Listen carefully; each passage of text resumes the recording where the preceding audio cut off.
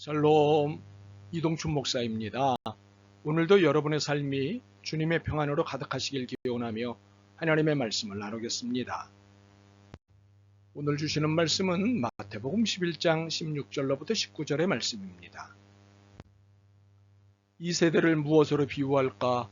비유하건대 아이들이 장터에 앉아 제 동물을 불러 이르되 우리가 너희를 향하여 피리를 불어도 너희가 춤추지 않고 우리가 슬피 울어도 너희가 가슴을 치지 아니하였다 함과 같도다. 요한이 와서 먹지도 않고 마시지도 아니하며 그들이 말하기를 귀신이 들렸다 하더니 인자는 와서 먹고 마시며 말하기를 보라 먹기를 탐하고 포도주를 즐기는 사람이요 세리와 죄인의 친구로다 하니 지혜는 그 행한 일로 인하여 옳다함을 얻느니라. 아멘. 마태복음 11장 16절로부터 19절 말씀을 본문으로 당장 없애야 할 세 가지라는 제목으로 말씀을 나누도록 하겠습니다. 오늘 본문에 예수님께서 크게 경계하신 세 가지 죄가 있습니다. 교만, 태만, 그리고 기만입니다. 이 죄들은 우리의 삶에 교묘하게도 깊게 들어와 있습니다.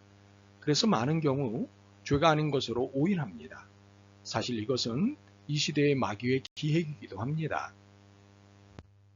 이 작업을 위해 본문의 17절을 비유가 아닌 바리새인의 시각으로 뒤집어 읽기를 하겠습니다. 전통적으로 본문의 17절을 읽는 방식하고는 다른 방식으로 비유가 아닌 직접적인 바리새인들의 말로 뒤집어 읽기를 하겠습니다. 첫째로 교만은 자기들 피리장단에 맞춰 춤을 추라고 협박하는 건방짐입니다. 17절입니다. 우리가 너희를 향하여 피리를 불어도 너희가 춤추지 않고 우리가 슬피 울어도 너희가 가슴을 치지 아니하였다. 17절은 예수님이 비유로 사용하신 것이지 하신 말씀이 아닙니다. 17절은 바리새인들의 말입니다. 비유가 아닌 글자 그대로를 보면 바리새인들이 규칙을 정해 놓은 것입니다. 규칙을 정해놓고 이 규칙대로 해라고 한 것입니다. 춤을 추고 싶지 않고 가슴을 칠 이유도 없는데 춤을 추라고 하고 가슴을 치라고 합니다. 그리고는 왜 안 쳐? 왜 안 쳐? 라고 호통을 합니다. 내 기준에 맞춰 행동하고 살라는 것은 상대방에 대한 예의가 아니므로 교만입니다. 더 나아가 일종의 폭력입니다. 그렇기에 교만은 폭력입니다. 그런데 교만은 인간관계로 끝나는 것이 아닙니다. 하나님께로 연결됩니다. 우리의 삶은 하나님의 말씀이 규칙이고 기준 아닙니까? 그런데 내가 세운 규칙으로 살고 다른 이들조차 이렇게 살게 한다면 이는 명백한 하나님 앞에서의 죄입니다. 사실 바리새인들이 피리를 부는 것은 이웃을 축하해 주기 위해서가 아닙니다. 이들이 슬피 우는 것은 이웃의 아픔에 동참하고 있기 때문이 아닙니다. 순전히 자신들을 위해서입니다. 이렇게 이웃에 대한 배려 없이 살아가는 교만한 자들에게 하나님은 심판을 선언하셨습니다. 이사야 2장 11절과 12절입니다. 그날에 눈이 높은 자가 낮아지며 교만한 자가 굴복되고 여호와께서 홀로 높임을 받으시리라.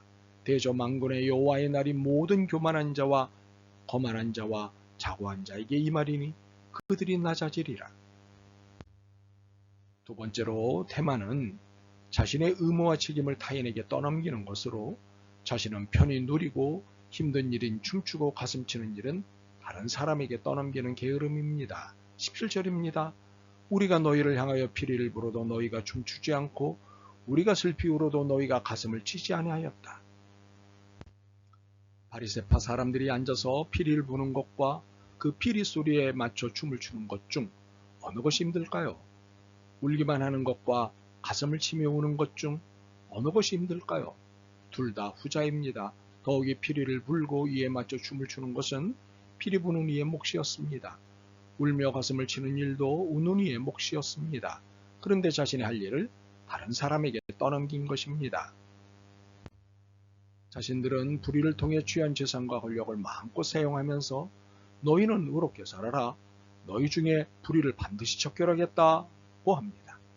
참으로 자신은 불의하면서 불의를 욕하는 사람, 의로운 척하지만 실은 불의한 사람, 의가 뭔지도 모르면서 의를 말하는 사람, 자신은 불의를 행하면서 자신을 잘 따라주지 않는다고 투정하고 비난하는 사람, 이들 모두 태만의 죄를 짓고 있는 사람입니다. 세 번째로 기만은 상대방을 속이는 행위로 자신의 불의를 감추기 위해 거짓을 일삼는 속임수입니다.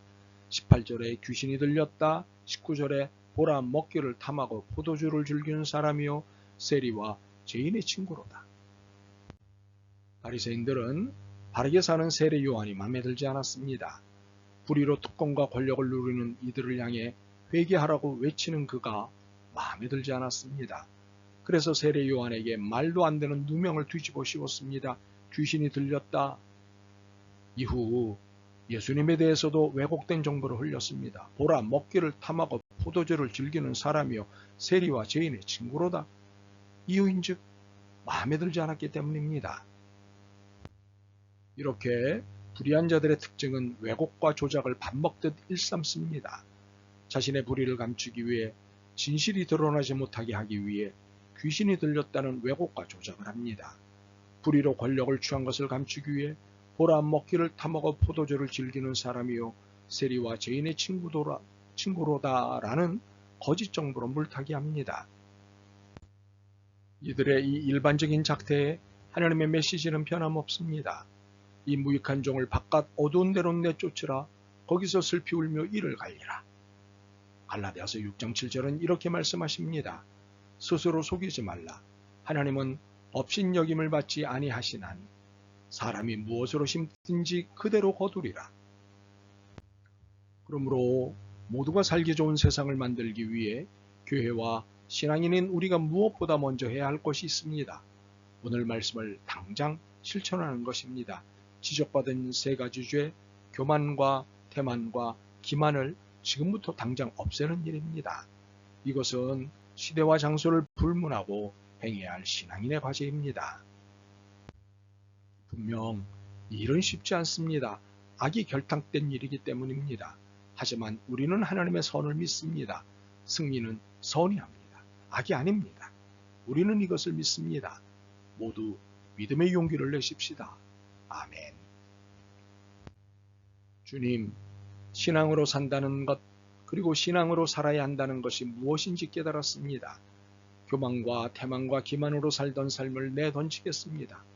그리고 이것으로 세상을 휘두르는 것들에 저항하겠습니다. 믿음의 용기를 주옵소서.